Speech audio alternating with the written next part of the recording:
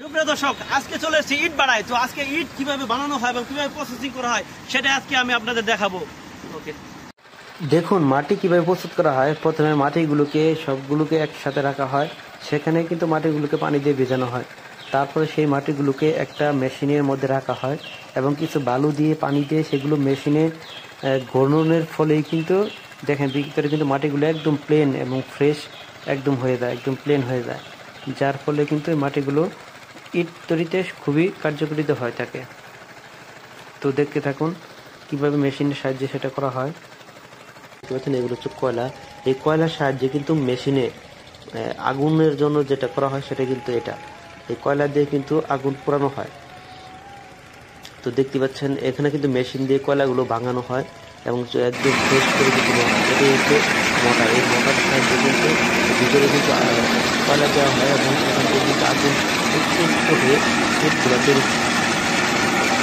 তো দেখতে দেখুন আপনারা, তো দেখতে আমার সামনে দেখতে পাচ্ছেন উপর দিয়ে কিন্তু ধোঁয়া বের হচ্ছে এবং দেখতে পাচ্ছেন অসংখ্য পরিমাণ ইট কিন্তু এখানে রয়েছে। আর আমার সামনে কিন্তু প্রচুর পরিমাণে ইট দেখেন প্রস্তুত করা আছে অলরেডি। আর ইট কিভাবে বানানো হয় তার পুরো প্রসেসিংটা অবশ্যই দেখাবো। লেবাররা কিভাবে ইটগুলো তৈরি করতেছে সেগুলো অবশ্যই দেখাবো। দেখুন এখানে হাজার হাজার লক্ষ লক্ষ ইট, এখানে কিন্তু ন্যূনতম লক্ষ লক্ষ ইট একসাথে পোড়া দেওয়া হয়।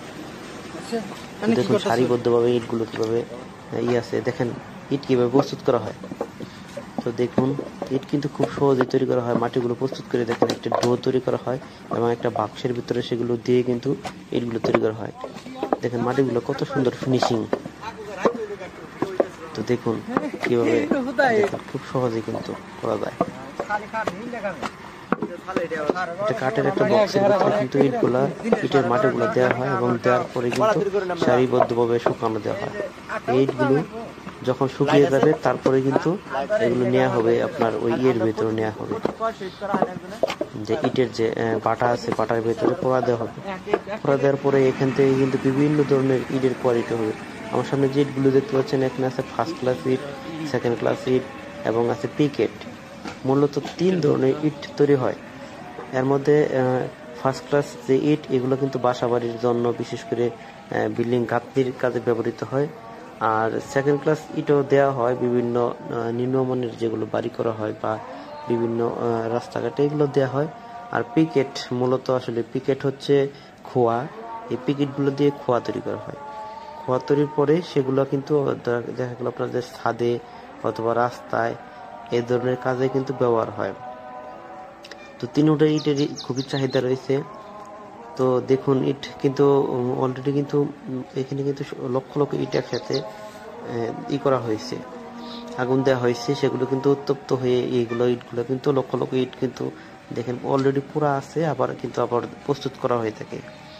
তো কখনো দেখা হয়নি ইট বাটায় কিভাবে ইট পুরো দিতে হয়, কিভাবে কি করে সেটা দেখার জন্য মূলত আসা। তো এসে অবশ্যই ভালো লাগলো এখানে।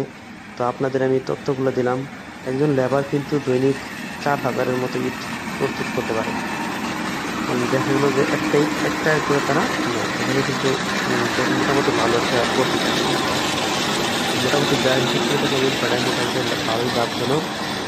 তো কৃষিক্ষেত্রে বা ব্যবসা ক্ষেত্রে বলুন, এখানে কিন্তু ইটের বাটা যারা তৈরি করে এটা আসলে খুবই লাভজনক।